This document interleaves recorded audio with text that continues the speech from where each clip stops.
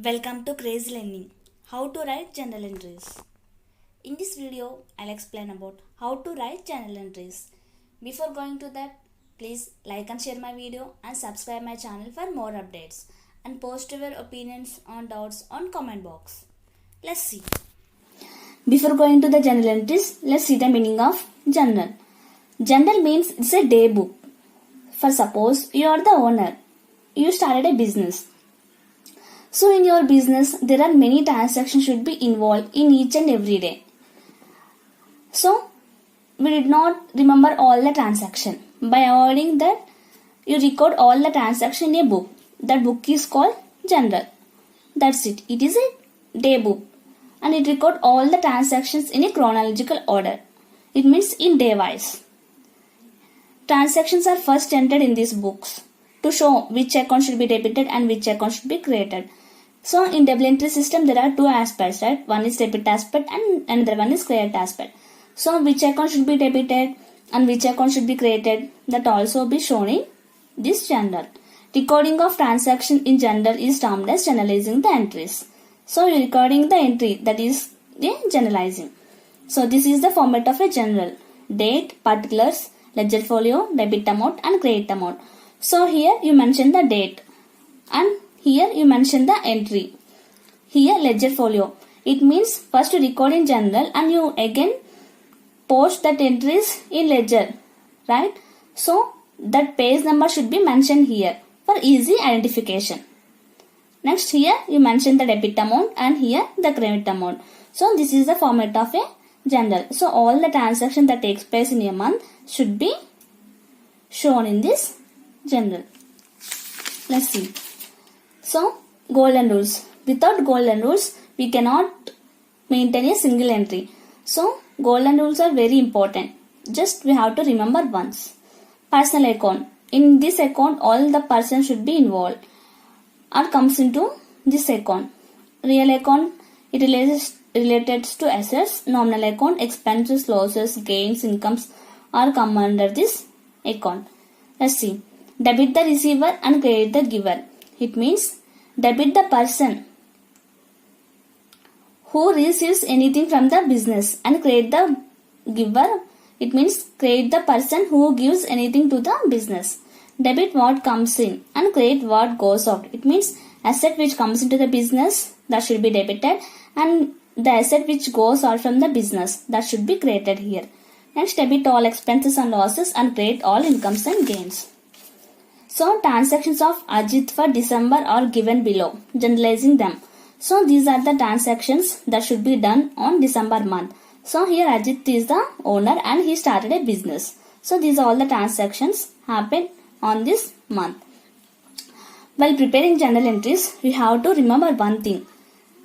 Let's imagine this business is yours and you are the owner. So you always think about the business perspective only. For suppose if anything comes into the business or anything goes out from the business or any expense which incur to the business, any loss or gain, or suppose if any person gives anything to the business or if a person anything takes into the business, that all should be recorded in the business. Each and every activity which related to the business, that should be recorded in these entries, right? Whether it is a credit or cash, that all should be entered in this account. So these are all the transactions that occur in December month. So let's imagine it's your business and in place of Ajit, you imagine yourself. So it is your business, right? So let's see. On December 1st, 2011, you started a business with cash. So here, this is your business and you started a business with cash. So what you gives into the business? Capital. It means you give some cash in the form of capital to the business. So it's a liability. So it represents and it relates to you. So you are a person, right? So it comes under the personal account. And you started a business. So the business receives cash here. Cash is going into the business.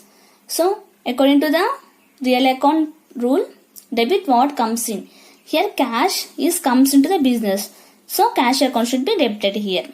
And you gives cash to the business and your name should not be mentioned in the business account. So capital is a liability. So it is a personal. So it is a representative personal account. So debit the receiver and credit the giver. So the capital account should be created here. Cash account that to capital account. 40,000, 40,000. So it is a narration. It is a small and brief explanation about the entry. Next. You paid into the bank 2,000. So remember this is your business and imagine in Ajit place your name. Next. For suppose this is your business, right? You paid into the bank. So the cash goes out from the business, right? Because you give something. That something here is money. You give to the bank. So here cash goes out from the business. So here the bank is the receiver. Here bank is a personal account. Debit the receiver and credit the giver. Here the bank is an artificial person, right? So here bank receives money. So bank is the receiver. Debit the receiver and credit the giver. I already told you, no? Debit the person which receives anything from the business. So here bank receives. So bank account debtor to cash account. Because here cash goes out from the business. 2,000, 2,000. Being cash deposited into bank. It's a narration. Next. December 5th. Ajit purchased goods for cash. So 15,000. So you purchased goods for cash. So you purchase. What comes into the business? Goods. So here the goods name should not be mentioned in the company accounts. So in place of goods, use the word purchases. So here you done purchases. Purchases means it's a real account and asset comes into the business. So purchase account should be debited. And when you purchase goods, the cash goes out from the business, right? So the cash account should be created here. Purchase account added to cash account. Being purchase of goods for cash. Next. Ajit sold goods for cash 6,000. Here you sold goods for cash 6,000, right? So here the asset goes out from the business. Goods are asset. For what? Sale. You sell these goods for cash. So cash comes into the business. According to real account rule, debit what comes in. Here cash comes into the business. So cash account should be debited here for 6,000. And you make the sale, right? You sold goods. So goods are asset that goes out from the business. So cash account debit to sale account. 6,000, 6,000. Being goods sold for cash. See, it's very easy. When you make purchase for cash, then purchase account debit to cash account. Or you sold goods for cash. Cash account debit to sales account. That's it. Next. December 10th, Ajit purchased furniture and paid by check 5,000. It means purchase takes place on furniture and he paid by check. Here the check means bank. Bank is an artificial person. He gives money. He is the giver, right?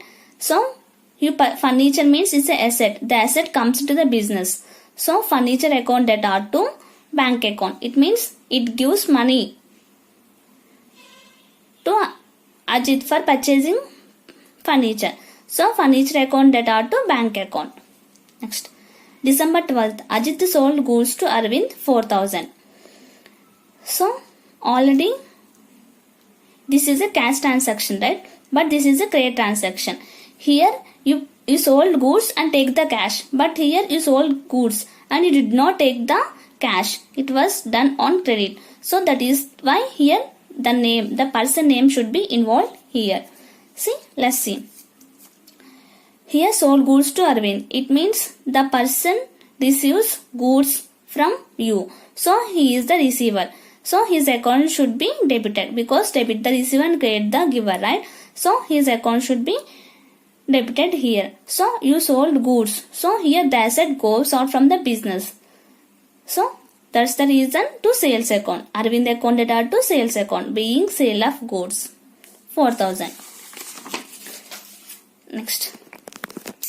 On December 14th, Ajit purchased goods from Amrit.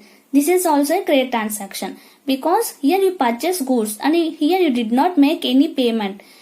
Here you go for credit payment. So that is the reason here the person name should be mentioned here.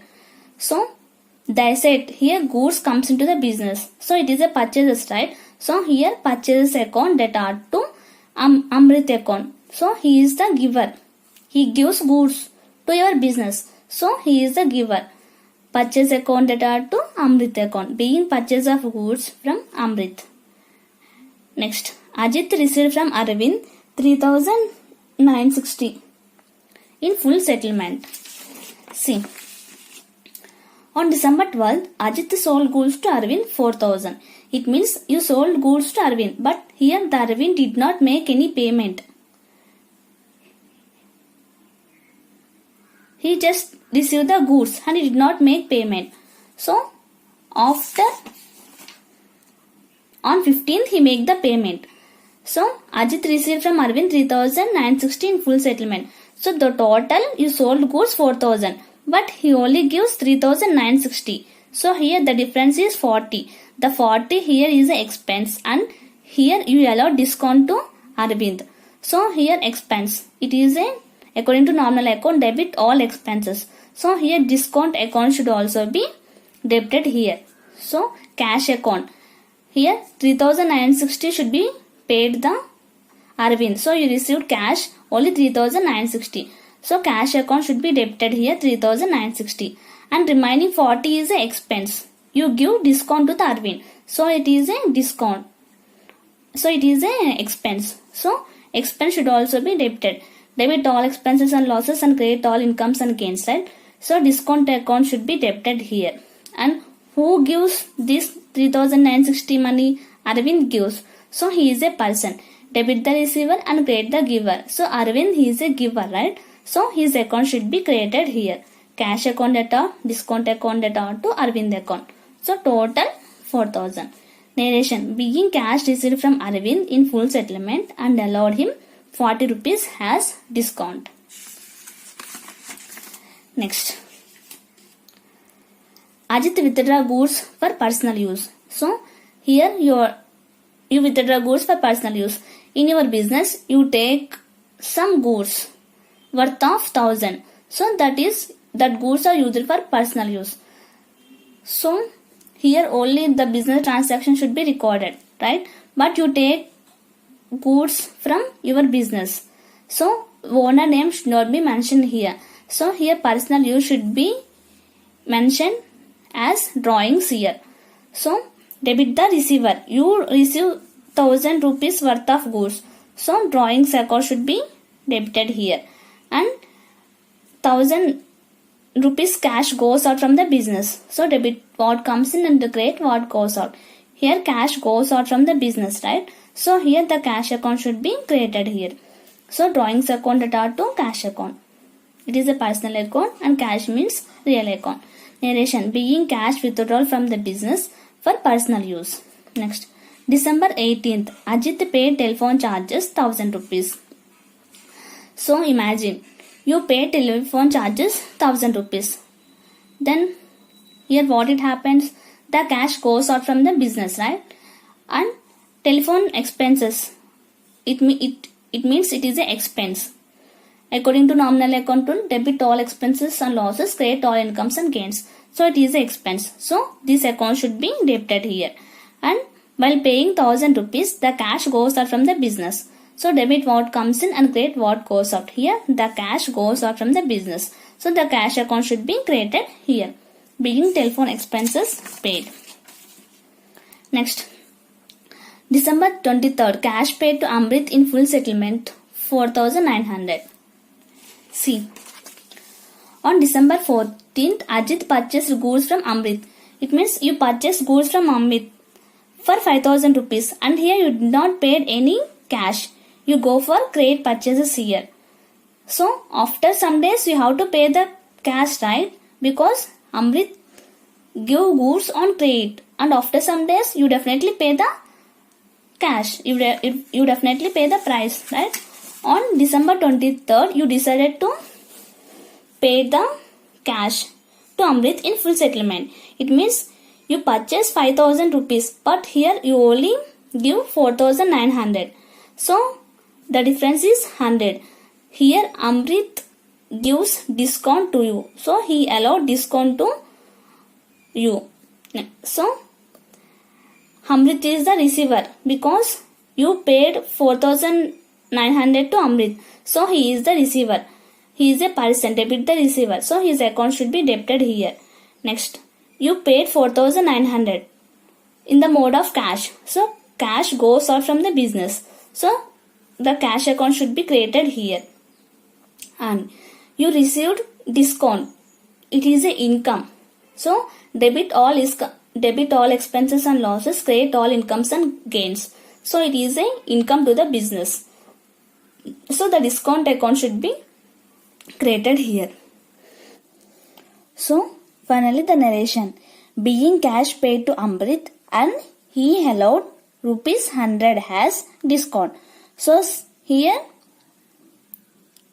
he allowed 100 rupees as discount, right? So we write the narration like this. Next, see.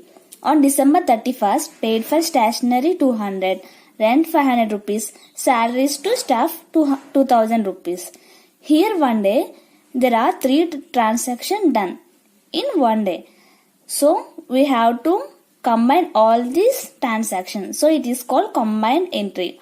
Or otherwise, you have to maintain individual transactions like, see, all these 3 are expenses, right? Stationery is expense, rent is an expense, salaries is also expense. So when you paid stationery from the business, so here the cash goes out from the business because you paid money for stationery, right? So stationery is a nominal account and it is an expense. So debit all expenses or losses and credit all gains and incomes. So stationery account data to cash account.